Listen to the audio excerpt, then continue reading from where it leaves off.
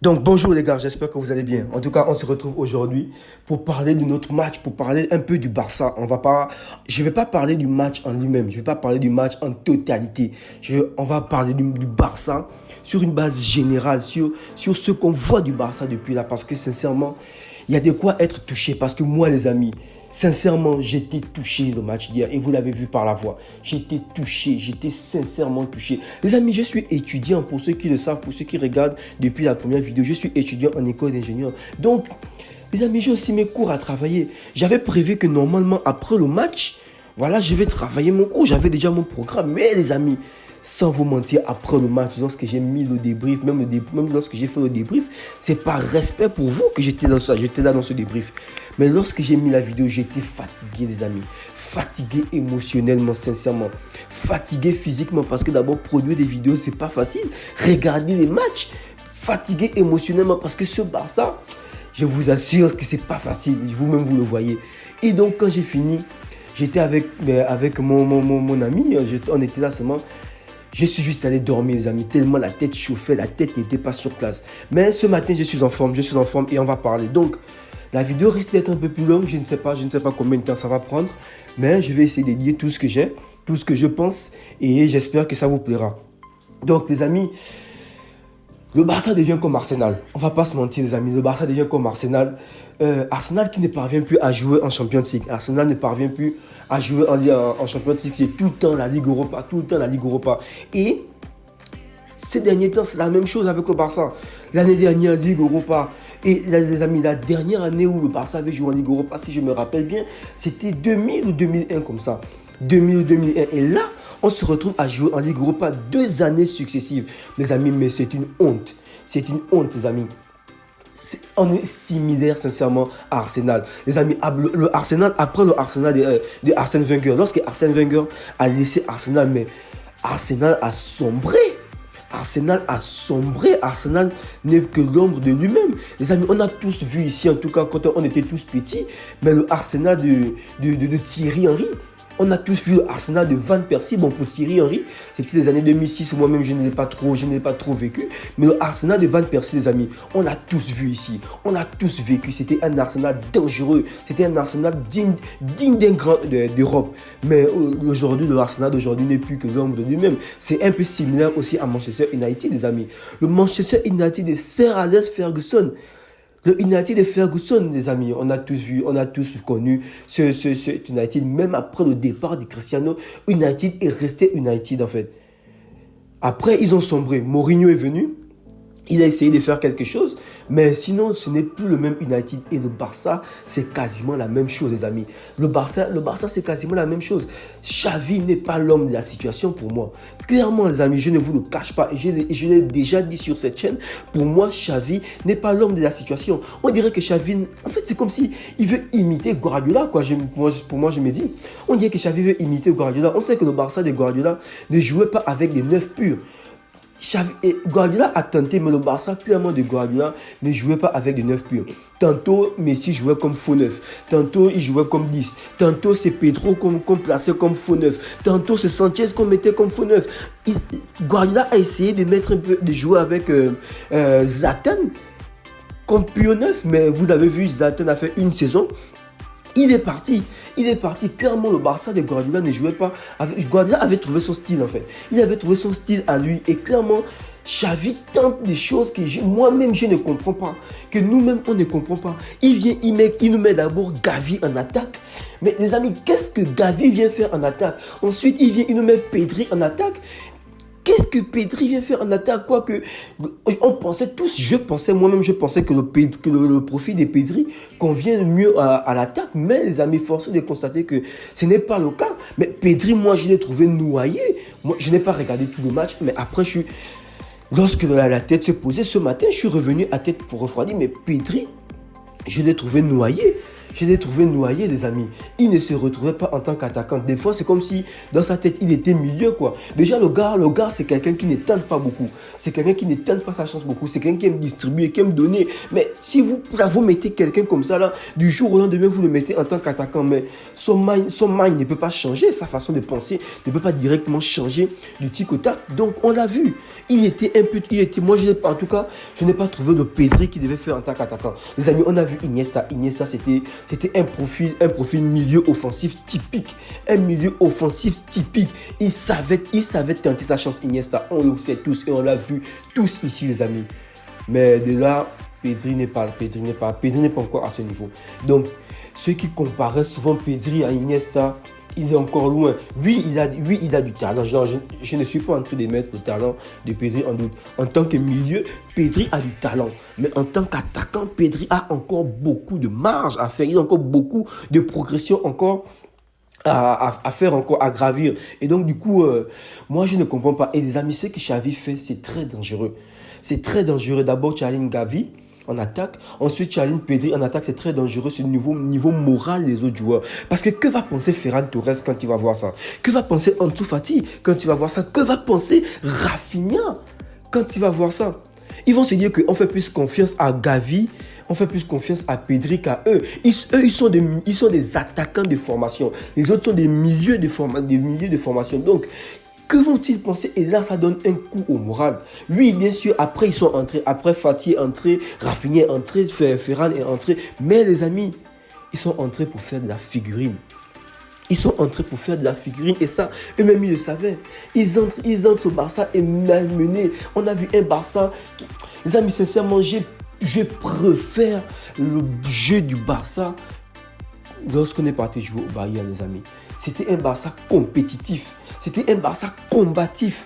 Mais hier, les amis, c'était un Barça fébrile. Un Barça mort, les amis.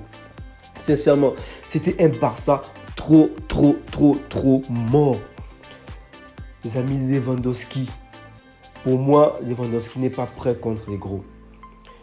Je ne sais pas, soit il n'est pas prêt contre les gros, soit il est mal servi, ou soit il n'est pas bien trouvé, mais clairement, il est inefficace contre les gros. Le seul gros où on a vu Lewandowski actif, c'est face à l'Inter, le match retour. C'est tout. Sinon, face au Real, rien. Face au Bayern, à l'aller, rien. Face à l'Inter, à l'aller même, rien. Là encore, face au Bayern, au retour, rien. Et ensuite, il viendra encore nous claquer peut-être 3, 4, 5 buts face au Victoria. Mais on s'en tape de ça. On s'en tape de ça, en fait. Là, nous sommes éliminés.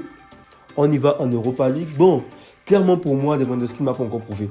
Au début, on pensait normalement, logiquement, mettre des buts, en fait, scorer contre des petits clubs, des doublés, des triplés, c'est très important, c'est utile pour le moral. Mais ce moral, en fait, il doit être mis en épreuve, il doit être mis en exergue à quel moment? Lorsque tu joues face au gros, c'est différent. Si face au petit club, tu n'arrives pas à stater, tu n'arrives pas à scorer, bah c'est évident que quand tu viens face au gros, tu peux douter. Mais quand tu viens face au gros et que tu as scoré face au petit, tu es en pleine confiance. Donc, les buts face au petit doivent nous servir pour face au gros. Mais face au gros, rien. Toujours en train de nous faire hyper face au petit. Face au petit, c'est des doublés, c'est des triplés, c'est des gestes, des contrôles orientés. On se dit que, ouais, on a pris le meilleur joueur, on a ceci. Mais les amis, rien face au gros, rien. En tout cas, pour moi, Lewandowski est un gros problème actuellement. C'est un gros problème actuellement. Quand je dis problème, ce n'est pas un problème pour le Barça, mais un problème en termes d'efficacité face au gros. Parce qu'on n'a pas pris Lewandowski pour venir nous aider à gagner contre Mallorca.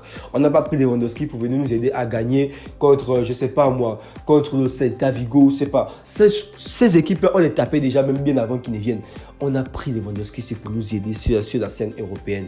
Et sur la scène européenne, force est de constater qu'il a été inefficace. En tout cas, espérons qu'au moins pendant la Ligue Europa, il sera efficace. Clairement, à l'heure actuelle où je parle là, pour moi, sincèrement, Aubameyang était meilleur que Lewandowski. Ça, on le sait tous. Aubameyang était meilleur. Les amis, l'année dernière, quand Xavi prend les rênes, d'un Barça fébrile. Xavi prend les rênes d'un Barça, de commande mort. On le savait tous en fait.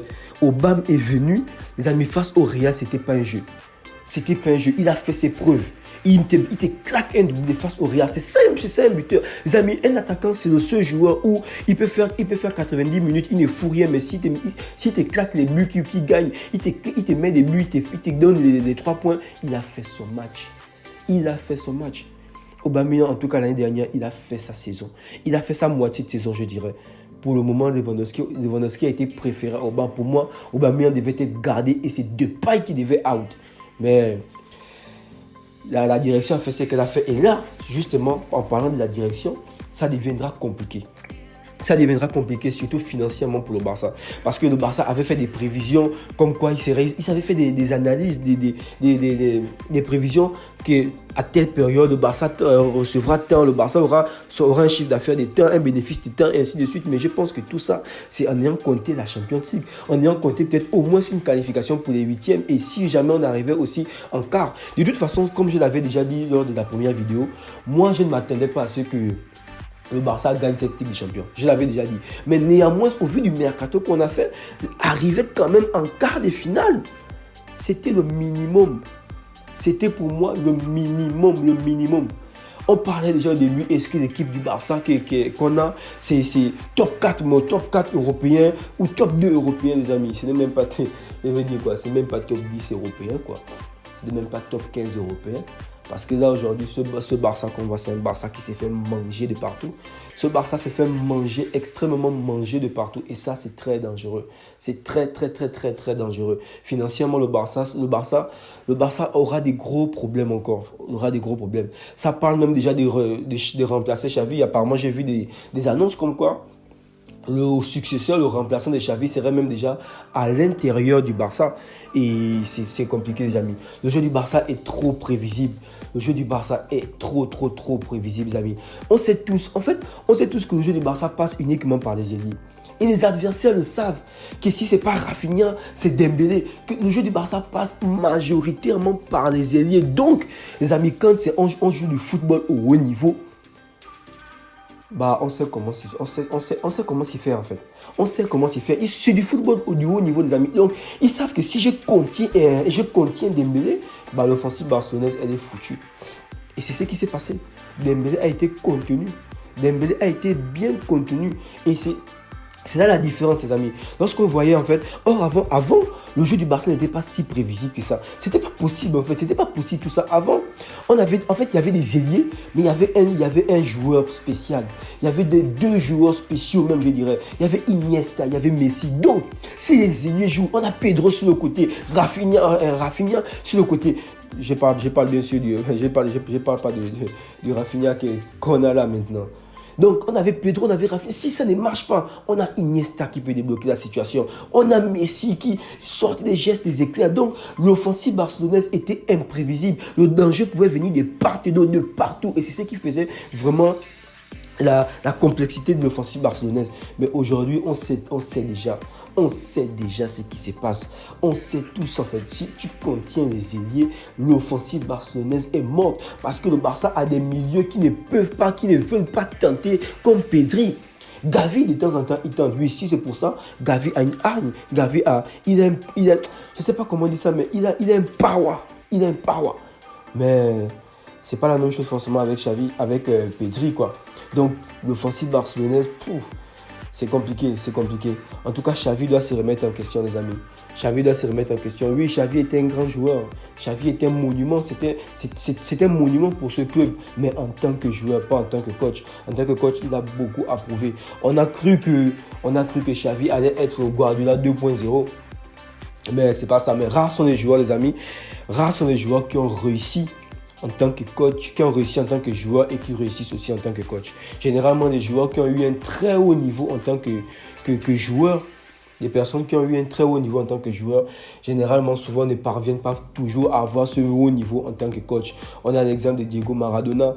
Maradona qui a essayé, mais ça n'a pas marché. On a l'exemple de Frank Lampard aussi. Lampard qui est en train d'essayer, mais ça ne marche pas. On a l'exemple de Zidane aussi avec le Real. Pour moi, les amis, Zidane, on va parler, oui, il a eu 3 Champions League en 2 années et demie, tout ce qu'on dira. Mais les amis, on oublie un facteur, c'est que si Cristiano n'était pas là, Zidane n'était pas le Zidane dont on parle aujourd'hui. C'est Cristiano, c'était des éclairs de génie parce que Le Real de Zidane, c'était un Real qui souffrait. C'était un Real qui souffrait énormément. On ne va pas se le mentir. Oui, le Real est habitué à souffrir, mais regardez le Real d'aujourd'hui, la souffrance du Real d'aujourd'hui, le Real d'avant, c'était pas pareil. Or, avant, il y avait des éclairs, il y avait un éclair de génie, il y avait un génie qui peut te mettre des buts, même dans des situations assez compliquées, donc en la personne de Cristiano Ronaldo. Mais là, ce Zidane, en tout cas pour moi, s'il n'y avait pas Cristiano, ce n'était pas le même Zidane. Et la preuve, c'est que lorsqu'il est revenu, qu'est-ce qui s'est passé? Il a été limogé. Il a juste été limogé. Pourquoi? Parce qu'il manquait ce facteur. Il manquait le facteur Cristiano qui était là. Et on a aujourd'hui aussi Xavi aussi. Xavi qui n'a pas eu, qui était un très gros joueur, mais qui ne sait pas forcément se faire en tant que coach. Or, Guardiola, les amis, Guardiola était un très grand joueur. C'était un grand joueur, c'était un bon joueur. Non, c'était pas un très grand joueur, mais c'était un bon joueur. Parce que c'était pas la star. Il n'était pas une star, il n'était pas une star à son époque. Mais pourtant, on a vu comment il a révolutionné le football. Comment il a révolutionné le football en appliquant les principes cruyffiens. Mais les amis, Xavi a beaucoup à prouver. Xavi a beaucoup à prouver. Et ce Barça, pour regagner le respect sur la scène internationale, on va accuser les arbitres comme quoi, mais pour regagner le respect sur la scène internationale, ce Barça a beaucoup à prouver. Et espérons qu'ils sauront au moins prendre cette Ligue Europa. Donc les amis, ici s'achève cette vidéo. Comme je vous avais dit, nous sommes déjà à quasiment 15 minutes. Comme je vous avais dit, c'était pas... La vidéo allait être longue, je ne savais pas combien de temps elle allait prendre, j'ai essayé d'aller un peu plus en profondeur. Donc prenez soin de vous, prenez soin de vos proches. Je vous prépare une vidéo sur un résumé du Barça, sur un résumé du mois d'octobre du Barça. J'espère que vous serez là. Merci que vous me